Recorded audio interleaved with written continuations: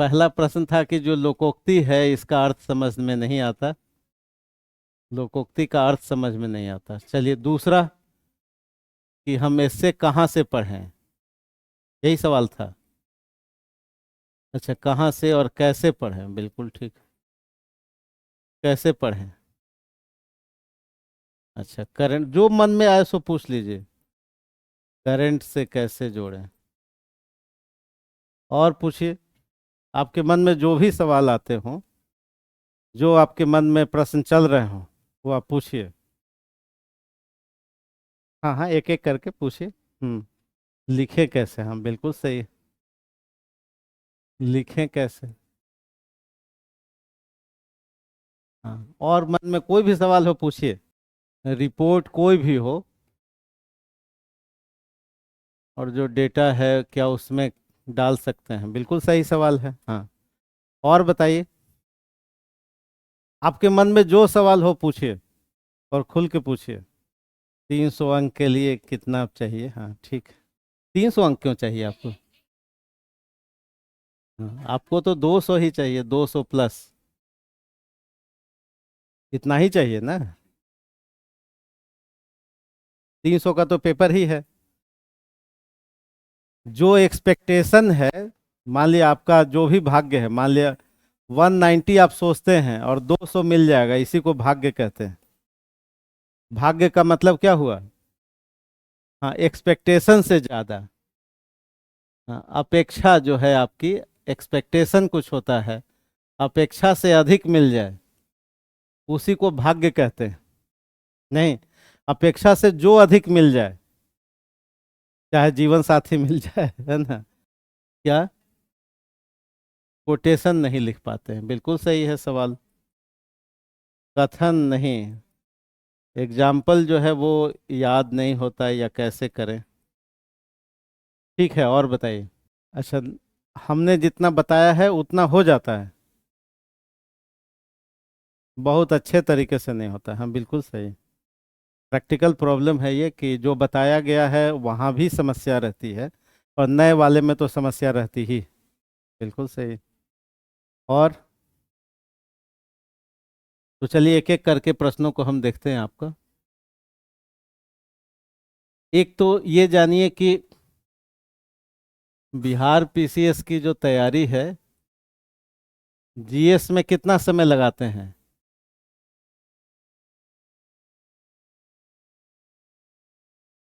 6 माह से लेके 1 वर्ष, इतना पढ़ते हैं? नहीं, ऑप्शनल जब था, जब एडिटिव था, तो कितना पढ़ते थे? 6 माह। 5 से 6 माह पढ़ते थे। ये जब 300 अंक का हुआ करता था, और निबंध भी इसी को हटा करके 300 अंक का जोड़ा गया, क्योंकि बिहार पीसीएस का ये तर्क था कि सेम लेवल होना चाहिए सभी विद्यार्थियों के लिखने का, क्योंकि किसी ऑप्शनल में अधिक मार्क्स मिल जाते थे, किसी में कम, किसी का पाठ्यक्रम छोटा था, किसी का बड़ा। तो उनको ऐसी रीजनिंग लगी कि क्यों नहीं सभी विद्यार्थियों को हम एक सेम प्लेटफॉर्म दिया जाए, और इसीलिए सबके लिए कॉमन सा बना दिया गया सवाल निबंध का। एक तो ये, और दूसरा ये था कि व्यक्तित्व को जांचने का एक बेस्ट पैमाना है निबंध, तो इसके लिए भी था। तो हम लोग निबंध कितने दिन पढ़ना चाहिए? 10 दिन। 300 अंक का निबंध कितना, ऑप्शनल हम पढ़ते थे 6 माह, और उसी की जगह पर निबंध आया तो कितना दिन पढ़ेंगे? अब 3 माह कम से कम चाहिए। 3 माह चाहिए आपको, है ना? तो 3 माह चाहिए, तो अभी हम कितना दे रहे हैं? 10 दिन, 15 दिन। तो ये अन्याय निबंध के साथ भी है और अपने साथ भी है। नहीं, निबंध बेचारा तो सह लेगा, है ना? लेकिन जब आप कहते हैं कि 200 मार्क्स कैसे आए, तो इसमें एक समस्या। तो पहली बात तो ये मन से ये बसाइए कि निबंध पढ़ना होगा, और 3 महीने पढ़ना होगा, है ना? क्योंकि अभी वक्त कम है 17वीं के लिए। लेकिन जिनके पास तो 17वीं के लिए भी 2 माह है, और जो 71 दे रहे हैं उनके पास तो अभी है पर्याप्त समय। तो एक तो पहली बात तो समाधान के रूप में ये। दूसरी बात, आपने सवाल ये किया कि क्या डाटा रिपोर्ट डालें? बिल्कुल डालिए, बिल्कुल लिखना है। जैसे अगर कोई आप चाहते हैं कि हम पाई चार्ट बनाएं, बना सकते हैं। मान लिया आपको कुछ आंकड़े देने हैं कि शिक्षा पर कितना खर्च होता है किस राज्य का, और आप चाहते हैं शिक्षा पर कोई सवाल आया है और एजुकेशन पर बिहार कितना खर्च कर रहा है, यूपी कितना, और आपके पास कोई आंकड़े हैं, तो आप चाहे पाई चार्ट भी बना सकते हैं। कोई रिपोर्ट है वो लिख सकते हैं, कोई डेटा है वो लिख सकते हैं। अंग्रेजी का कोटेशन भी लिख सकते हैं, एक दो, अगर मान लिया कि शेक्सपियर का, मिल्टन का कोई अगर लाइन आपको मिलता है, रविन्द्रनाथ टैगोर का कुछ बांग्ला में मिलता है, तो आप किसी भी क्षेत्रीय भाषा में, अंग्रेजी में, हिंदी में, हिंदी तो है ही, कोई भी लिख सकते हैं कोटेशन। स्पष्ट हुआ? यानी अंग्रेजी का कोट भी आप शामिल कर सकते हैं। और जो अंग्रेजी मीडियम वाले जो लोग हैं, उनको भी अगर रामचरितमानस से कुछ लिखना है तो वो कोट उसका लिख सकते हैं। किसमें? जो अवधी देवनागरी में लिखा गया है तो लिख सकते हैं। रिपोर्ट डाटा तो दे ही सकते हैं, अंग्रेजी का कोड भी दे सकते हैं। कोई आपको राजस्थानी आती है, पंजाबी आती है, असमीज आती है, वो भी आप एक दो कोई कोटेशन है तो दे सकते हैं। और ऐसा कोटेशन भी दे सकते हैं कि परीक्षक को नहीं पता हो, ये भी दे सकते हैं। जैसे किसी को पंजाबी आ रही है, किसी को असमी आ रही है, कोई नॉर्थ ईस्ट में रहा हो, कोई बांग्ला जानता हो, और उसका कोई कोटेशन है, तो नहीं जाने परीक्षा की और अच्छी बात, फिर और अंक देगा वो, क्योंकि आपने एक ऐसे चीज से परिचित कराया है जो परीक्षक को भी नहीं पता है।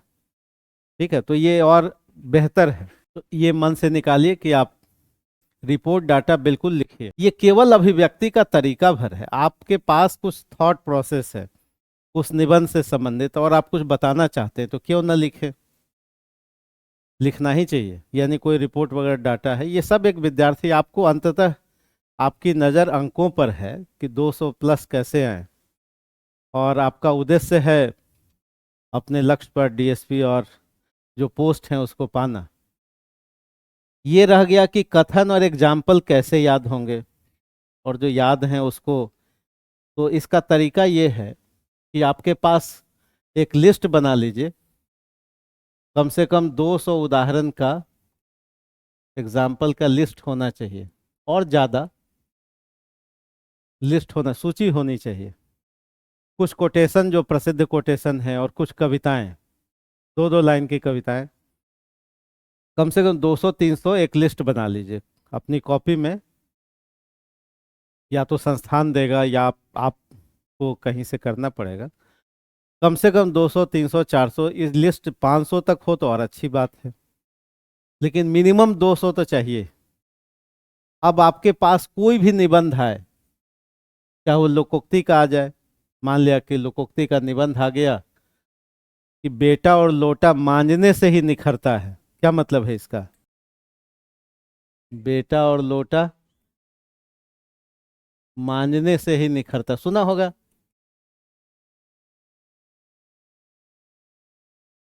बेटा और लोटा मांजने से निखरता है। या चलनी जो है दूसरे सूप के जिसमें 72 छेद। नहीं, अब मान लिया ये लोकोक्ति है, इसका क्या मतलब हुआ? चलनी देखा है ना, उसमें 72 छेद है, किसको दोष दे रहा है? सूप को। इसका मतलब है कि लोग दूसरे में ही गलतियां ढूंढते हैं, अपनी गलती आत्मसमीक्षा नहीं करते। अब ये आपके पास आ गया, ऐसी बहुत सारी लोकोक्तियां, कम से कम 500 लोकोक्तियां। ये हमने इसलिए पूछा कि अभी कल परसों संवाद के चैनल पर था ये, है ना, बताया गया था।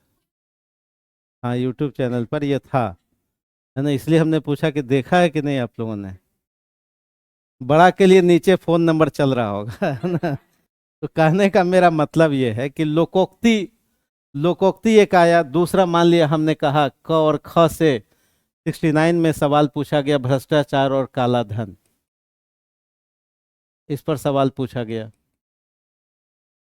क ख में कई सारे निबंध पूछे जाएंगे। अब कोई भी एक टॉपिक, मान लिया कि ये टॉपिक लिया, अब इस टॉपिक को ले करके आपको 200 एग्जाम्पल या 500 एग्जाम्पल जो लिखा है आपने, उसमें देखना है। 10 मिनट लगेगा, ज़्यादा नहीं समय लगेगा। आपको याद नहीं करना है इसको। आप ये टॉपिक उठाइए, बगल में टॉपिक रखिए, वो लिस्ट देखिए। इस लिस्ट में से 5 उदाहरण, 7 उदाहरण, 2 उदाहरण, 10 उदाहरण आपको मिल जाएंगे। आपको लगेगा कि इसमें हम डाल सकते हैं। क्लियर हुआ? यानी अपनी ही लिस्ट में से आपको ये सोचना है कि इस टॉपिक में हम जो लिस्ट बनाए हैं उसमें से कौन से 2 उदाहरण या 4 उदाहरण इसमें मैच कर रहे हैं। अब उसको एक लिख लिया आपने, इसकी तैयारी अब करनी है तो अलग से लिख लिया। फिर आपने देखा कि कई लोगों का कोटेशन होगा जो इस टॉपिक से मैच करता होगा, जस्टिफाई करता होगा, और आपको लगता होगा कि ये मेरे लिए रॉ मटेरियल। रॉ मटेरियल मतलब एक कुशल गृहिणी पहले क्या करती है, सब अरेंज करती है सामान कि हल्दी कहाँ है, धनिया कहाँ है, नमक कहाँ है, सब काट के रखती है, तब खाना बनाना शुरू करती है। तो आप भी एक कुशल गृहिणी ही हैं, मेल को भी कह रहे हैं। आप सब क्या हैं, ये आपके लिए व्यंजन है। अब इसको बनाने के लिए आपको कुछ रॉ मटेरियल चाहिए, कुछ उदाहरण चाहिए, कुछ कोटेशन चाहिए। फिर आपको लगेगा कि भाई इतिहास के दर्पण में अगर हम देखें तो काला धन का कहीं कहीं कुछ है क्या? क्या फिरोज तुगलक, क्या मोहम्मद बिन तुगलक, क्या घनानंद, क्या ऋग्वेद, क्या उत्तर वैदिक समाज, क्या अंग्रेजी व्यवस्था, क्या लिटरेचर, क्या फिलॉसफी, कहीं से कुछ मिल रहा है क्या? तो आप पहले रॉ मटेरियल इकट्ठा कीजिए। क्या संविधान के बारे में कुछ सोचेंगे तो प्रियम्बल से कुछ यहाँ कुछ जोड़ सकते हैं क्या? कोई रिपोर्ट आई होगी भोग सूचकांक की, भ्रष्टाचार में हम कहाँ खड़े हैं, कुछ रिपोर्ट्स होगी, उसको कहाँ हम देख सकते हैं। यानी आपको पहले क्या करना है, मैटर इकट्ठा करना है। और जब मैटर इकट्ठा हो जाए तब उसको लिखिए। और ज़्यादा नहीं लिखना है, 400 शब्द की कोशिश कीजिए। कितने शब्द? आपने एक पेज मैटर इकट्ठा कर लिया है संक्षेप में लिख लिख करके, और फिर आपको 400 शब्दों में इस टॉपिक पर लिखना है। जब 400, अब लिखने से डरना नहीं, पहले आप स्वयं लिख लीजिए। वो उदाहरण को फिट करना, सोचिए कि इसको हम कहाँ लिखेंगे, शुरू में लिखेंगे कि अंत में लिखेंगे, बीच में कहाँ लिखेंगे। ये लिखते हुए प्रैक्टिस होगा। ये जब आप 400 शब्द लिख लेंगे तो उस दिन छोड़ दीजिए। 2 दिन के बाद फिर अपने लिखे हुए को पढ़िए। उस दिन पढ़ेंगे तो आपको सब अच्छा अच्छा लगेगा, है ना। 2 दिन के बाद पढ़ेंगे तो लगेगा कि इसमें कुछ और हम डाल सकते थे। उसको डालिए, लिखिए, उसमें कहीं से जोड़िए, और फिर आपको लगे कि हमने अपना बेस्ट दे दिया है, इससे अब अच्छा हमसे नहीं होगा, तब आप किसी चिकित्सक की तलाश, कंपाउंडर की नहीं। अपना रिपोर्ट किसको दिखाना है? डॉक्टर को दिखाना है। कई लोग कंपाउंडर को दिखाते रहते हैं। हाँ तो है ना। हाँ तो फिर आप किसी डॉक्टर की तलाश कीजिए कि जो आपका ब्लड रिपोर्ट ये जो है वो क्या करे, चेक करे, और उसमें कुछ सुझाव दे कि कैसे और बेहतर हो सकता है। ये पूरी प्रक्रिया हो गई। अगर ये 20 काम भी, 20 निबंध भी आपने ईमानदारी से कर लिया है तो समझिए कि 190 के आप हकदार हो जाएंगे। हम करें 20 निबंध, 20 इसमें से और 20 लोकोक्ति में से। इस तरह से आपको क्या करना है, इस प्रोसेस से। और जब ये प्रोसेस से अपनाएंगे तो आपको लगेगा कि स्वयं ही कविताएं याद हो रही हैं। इसमें जो अगर आपने डाला, मान लिया कि हम भ्रष्टाचार लिख रहे हैं और हमारे लिस्ट में एक कविता है कि यहाँ आते आते सूख जाती है कई नदियाँ, हम जानते हैं कि पानी कहाँ ठहरा हुआ होगा, भ्रष्टाचार पर। तो आपको ये तुरंत याद हो जाएगा। आपने जैसे प्रयोग करना शुरू किया तो आपको अलग से याद करने की और याद रखने की जरूरत नहीं पड़ेगी। 1-2 बार, 4 बार, 20 निबंध लिखते लिखते आपको 50 कविताएं याद हो जाएंगी। लेकिन अगर आप लिस्ट से याद करेंगे तो उसका कोई फायदा नहीं है। और फिर उसके बाद आपने मान लिया कि 10 याद भी कर लिया, उसका प्रयोग नहीं कर पाएंगे, है ना। उसका आप प्रयोग नहीं कर पाएंगे। इसलिए प्रयोग करते हुए जब याद करेंगे तो कविताएं क्या हो जाएंगी, याद हो जाएंगी, और धीरे धीरे लिखने भी आ जाएगा। तो ये आपको करना है। कितना करना है? जो 70वीं दे रहे हैं कम से कम 20 और खा से कम 20 मिनिमम, ज़्यादा हो तो और अच्छी बात।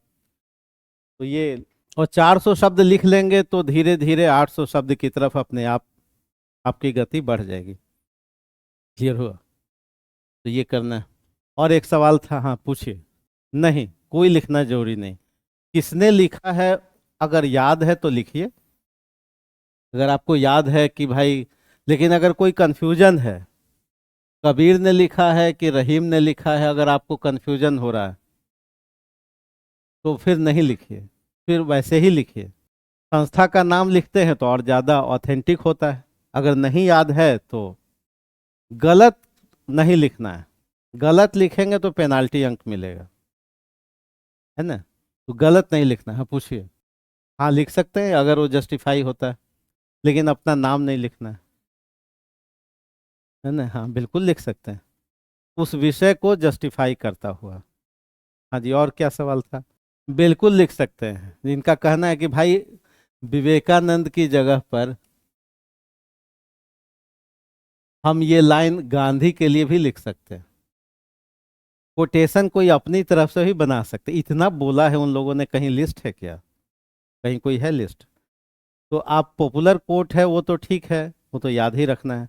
लेकिन जो कई ऐसे कोटेशन है जो स्वयं आप चाहते हैं कि उसी के इर्द गिर्द हम, तो आप ऐसा कोशिश करें कि उस थिंकर ने जो बहुत बोला है, जैसे रविन्द्रनाथ टैगोर ने बहुत बोला है, तो आप उसको कोट कर सकते हैं।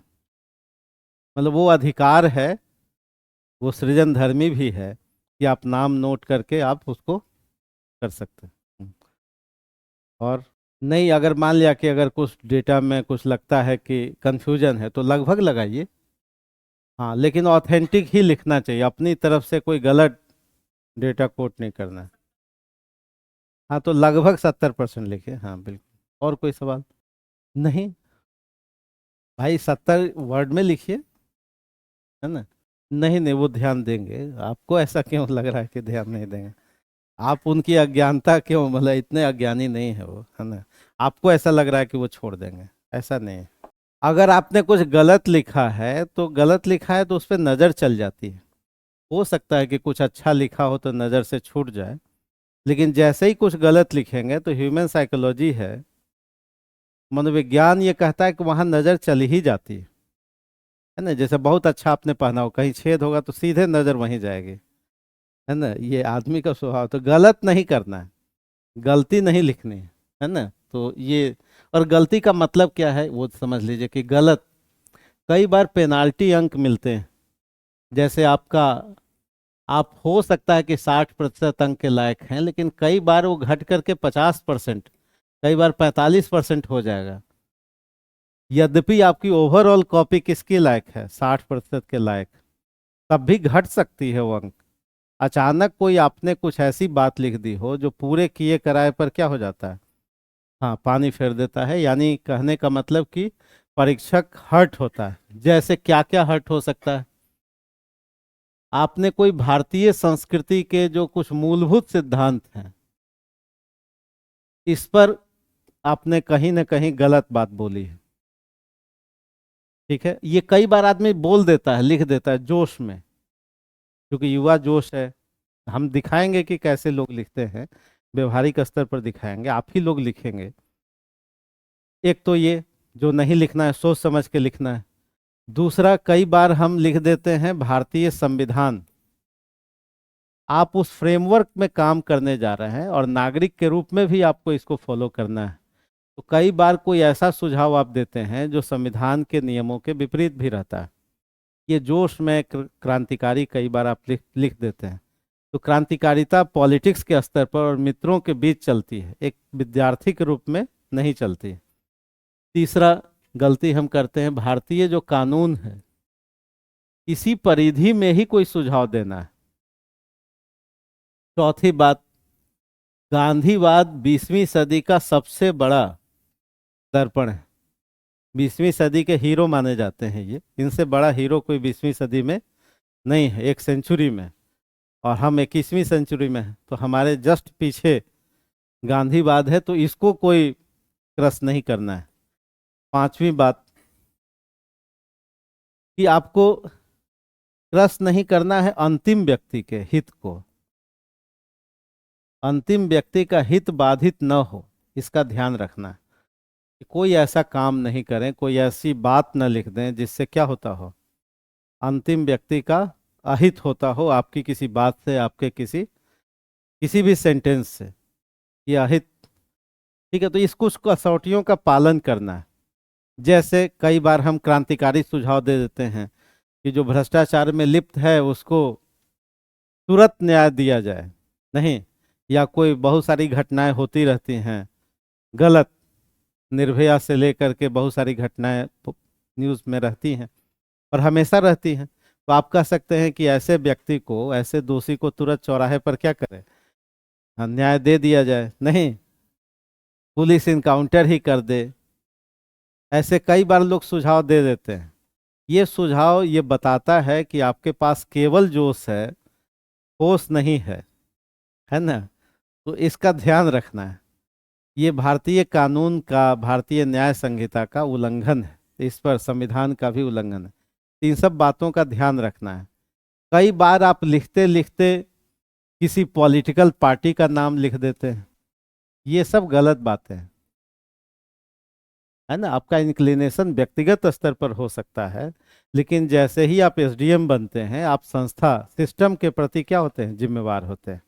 और वैसे भी एक प्रबुद्ध नागरिक, आई हमारी निष्ठा हो सकती है इंडिविजुअल स्तर पर, लेकिन आप दूसरे की भी निष्ठा का क्या करेंगे, सम्मान करेंगे, अपने विचार आरोपित नहीं करेंगे, है ना, क्योंकि सबको अधिकार है अपनी बात कहने और स्वतंत्र रूप से जीने का। ठीक है, तो कई बार हम पॉलिटिकल पार्टी, सातवीं बात, कोई जीवित व्यक्ति का नाम नहीं लिखना है जो अभी जीवित है। ठीक है, जीवित व्यक्ति का नाम नहीं लिखना है, उसमें कई बार आप गलत में, ट्रैप में फंस सकते हैं। ये फंस सकते हैं कि आपने इस साल एग्जाम दिया 2 महीने के बाद, 3 महीने के बाद, और कॉपी हो सकता है कि और 3 महीने, 2 महीने के बाद जांची जाए, तब तक परिस्थितियां बदल जाएं, नहीं, तब तक क्या हो जाए। हाँ, समय इतना परिवर्तनशील है और राजनीति तो हर पूरी करवट लेता रहता है, तो जीवित व्यक्ति का नाम नहीं लेना है। आठवीं बात कि कई बार जो रीजनिंग है, जो विवेक है, जैसे आपके यहाँ विवेक के स्तर पर, क्रांति के स्तर पर एक बौद्ध क्रांति हुई 600 बीसी में। 62 अनीश्वरवादी लोग थे उस समय, जो कर्मकांडों के विरोध में जिनका विकास हुआ। अनेकांतवाद देने वाले महावीर स्वामी भी थे, मध्यम मार्ग देने वाले महात्मा बुद्ध भी थे, चारवाक भी जगत की सत्यता को बताने वाले थे। फिर उसके बाद एक बड़ा आंदोलन हुआ, भक्ति मूवमेंट, जो 14वीं से 17वीं सदी तक चला, ऑल इंडिया लेवल पर चला। एक कल्चरल मूवमेंट था और लोक भाषा और लोकहित के लिए था। इस दौर में एक बड़ी रचना तुलसी ने भी लिखी, रामचरितमानस। जो हिंदी भाषी क्षेत्र के लोग हैं तो उनको कबीर भी याद है, सूर भी याद है, मीरा भी याद है। ठीक है, फिर उसके बाद एक आंदोलन चला 19वीं सदी में, राजा राम मोहन राय से लेकर के विवेकानंद तक। ये सब रीजनिंग बेस्ड था, इसमें कहीं पाखंड नहीं था। इसमें राजा राम मोहन राय को आप कहेंगे कि आधुनिकता का अग्रदूत जब आप कहते हैं, तो उसमें पश्चिमी सभ्यता के जो बेटर मूल्य थे और हमारी जो इंडियन सिविलाइजेशन था उसका जो बेस्ट मूल्य था, दोनों का ही कल्मिनेशन था, दोनों का ही संयोग था। इसलिए हम उनको आधुनिकता का अग्रदूत कहते हैं। और यही विचार विवेकानंद तक कैरी करता है। लेकिन कई बार विवेकानंद को नहीं पढ़ने वाले लोग कुछ और कोट करते रहते हैं, है ना। इससे बचा जाना चाहिए। फिर उसके बाद जो फ्रीडम, जो मूवमेंट है हमारा, उसमें कुछ थॉट प्रोसेस है, और फिर जब संविधान लागू हुआ तो उसका भी कोई दर्शन है। इन सबको फॉलो करना है, तो कहीं इन सब चीज़ों को कोई हर्ट न करे, क्योंकि परीक्षक उससे प्रभावित, तो इसका ख्याल रखा जाना चाहिए। ठीक है, और कोई सवाल। तो ये सब करेंगे तो फिर क्या होगा, आपको पता नहीं चलेगा, पेनाल्टी अंक मिल जाएगा। कहीं भी 2 लाइन पूरा लिखते हुए, मान लिया आपने 800 शब्द लिखा और कहीं 4 लाइन आपने बहुत जोश दिखा दिया, तो जोश दिखा दिएगा तो वहां पर क्या होगा, परीक्षक को लगेगा कि बच्चा अभी मैच्योर नहीं है। ठीक है, तो मैच्योरिटी भी दिखनी चाहिए लेखन के स्तर पर। अब रह गया कि भाई हम प्रारंभ कैसे करें और लिखें कैसे, कैसे प्रारंभ करें, प्रारंभ कैसे हो, और मुख्य जो हिस्सा है उसको कैसे। ये पूरी प्रक्रिया एक अभ्यास की प्रक्रिया, अभ्यास इसके लिए जरूरी है। और प्रारंभ जैसे भी कीजिए, मुख्य मुद्दा है कि आपका ध्यान परीक्षक पर है और दूसरा ध्यान है अंक पर। और निबंध तो माध्यम है। निबंध क्या है? निबंध के माध्यम से आप यहाँ तक पहुँचना चाहते हैं, यही दो है। जो परीक्षक है जो अंक देगा, और आपका ध्यान किस पर है? बिल्कुल अर्जुन की तरह उस अंकों पर ही ध्यान है ना। तो अंकों पर ध्यान है तो परीक्षक कैसे खुश होगा? तो इसका थोड़ा सा ध्यान रखना है कि परीक्षक जो खुश होगा वो आपके स्तर को जानना चाहेगा। कोई भी टॉपिक है तो आपको चौथी पांचवी छठी क्लास में जब हम लोग होते हैं या 10वीं क्लास में होते हैं तो हमारी भाषा बदलती रहती है। मान लिया आप स्नातक हो गए, फिर आप बीपीएससी के अभ्यर्थी हो गए, फिर आप धीरे धीरे यूपीएससी भी देंगे, है ना। फिर एक ऐसी बात भी होगी जब आप कहीं जॉब में आ जाएंगे, है ना, जॉब में आ जाएंगे। ये पूरा प्रोसेस, जब इस पूरा प्रोसेस है तो याद कीजिए जो परीक्षक है वो किसी भी विचार को, मान लिया कि महात्मा गांधी पर कोई निबंध आता है, मान लिया अब ये निबंध आया तो यहाँ पर तक तो आप लिख सकते थे कि गांधी का जन्म कब हुआ और पिता का नाम क्या है और माता का नाम क्या है, और असहयोग आंदोलन कब हुआ, यहाँ तक तो लिख सकते थे। लेकिन यही बात अगर यहाँ लिखने लगेंगे, यहाँ पर, तो इसका कोई औचित्य नहीं है। औचित्य ये सबको पता है। यानी अब आपकी भाषा क्या होनी चाहिए? थोड़ा मैच्योर होनी चाहिए, है ना। यहाँ पर तो विवरण वाला बात चल जाता था कि विवरण धर्मी हम लिखते थे, डिस्क्रिप्शन लिखते थे। लेकिन यहाँ डिस्क्रिप्शन से काम नहीं चलेगा। यहाँ पर क्या होगा? आपकी भाषा व्यंजनापूर्ण होनी चाहिए। व्यंजना मतलब आपके व्यक्तित्व को भी बताए, आपके अध्ययन को भी बताए। तो यहाँ पर भाषा थोड़ी बदलेगी और थोड़ा और ज़्यादा मैच्योर होंगे, तब थोड़ा और सांकेतिक रूप से और विषयनिष्ठ, यानी धीरे धीरे आपकी जो विषय निष्ठता है, यानी विषय की जो समझ है और कॉन्सेप्ट की जो समझ है। और सरल उदाहरण से हम समझें कि अगर 1857 यहाँ भी पढ़ना है यहाँ 10वीं तक तो पढ़ना है, एनसीईआरटी की किताब तो पढ़ते ही। एनसीईआरटी पढ़ते हैं तो यहाँ पर 1857 में आप पढ़ते हैं कि भाई ये कब शुरू हुआ, सफल क्यों नहीं हुआ, तो ये सब कारण थे राजनीतिक सामाजिक कुछ, है ना, कारण पढ़ते हैं। तो ये सब बातें यहाँ तक चल जाएंगी। लेकिन जैसे ही आप थोड़ा अब यहाँ पे चर्चा करेंगे कि 1857 का मतलब क्या है, तो फिर बातें बदल जाएंगी। नहीं, फिर आप कहेंगे कि जी 1857 का मतलब है कि सामंतवाद की हार और पूंजीवाद की विजय। फिर आप डेट के चक्कर में नहीं पड़ेंगे कि 10 मई को हुआ था। नहीं, इसका ये अब समाप्त हो गया वो बात, ये सब बैक में चली गई। यानी अब सीधे कंसेप्ट पे बात होगी। तो निबंध में वही बात करनी है, यहाँ का सहारा ले सकते हैं, लेकिन आपको उस मैच्योरिटी के साथ लिखना पड़ेगा, है ना। जैसे मान लिया भ्रष्टाचार पर निबंध है, काला धन, तो आप 2 लाइन में परिभाषा दीजिए। अब वही परिभाषा अगर 5-6 लाइन में बताने लगेंगे, एक पैराग्राफ बताने लगेंगे, तो कोई परीक्षक आपकी उन बातों को, और ये सोच करके कि ये बच्चा एसडीएम बनने वाला है, डीएसपी बनने वाला है, तो वो अपेक्षा रखेगा कि आप भी उस मैच्योरिटी का पालन करें। ये धीरे धीरे हो जाएगा, धीरे धीरे अभ्यास से होगा। यानी पहला काम है कि लिखना हम प्रारंभ करें, फिर उसके बाद दूसरा काम है कि अच्छा लिखना। अच्छा लिखना सेकंड फेज का मामला है। अभी पहली चुनौती है कि हम शुरुआत करें, ठीक है। तो इन्हीं सब बातों का जो बेसिक बातें हैं, तो हम एक टॉपिक उठाते हैं जो बहुत सरल टॉपिक है और उसको पढ़ने की कोशिश करते हैं और फिर लिखेंगे भी, लिखना सीखेंगे।